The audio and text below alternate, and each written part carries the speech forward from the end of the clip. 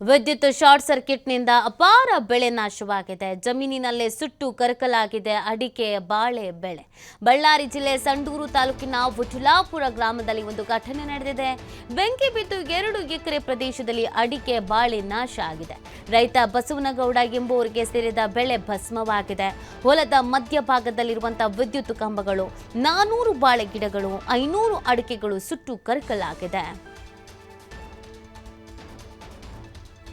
ವಿದ್ಯುತ್ ಶಾರ್ಟ್ ಸರ್ಕ್ಯೂಟ್ನಿಂದ ಅಪಾರ ಬೆಳೆ ನಾಶ ಆಗಿರುವಂತಹ ಘಟನೆ.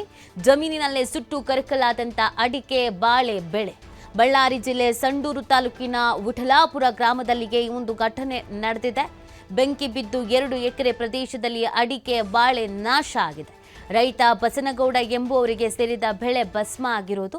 ಹೊಲದ ಮಧ್ಯಭಾಗದಲ್ಲಿರುವಂತಹ ವಿದ್ಯುತ್ ಕಂಬಗಳು, 400 ಬಾಳೆ ಗಿಡಗಳು, 500 ಅಡಿಕೆಗಳು ಸುಟ್ಟು ಕರಕಲಾಗಿ ಹೋಗಿದೆ. ಅಲ್ಲಿನ ದೃಶ್ಯಗಳನ್ನು ನೀವು ಗಮನಿಸ್ತಾ ಇದ್ದೀರಾ.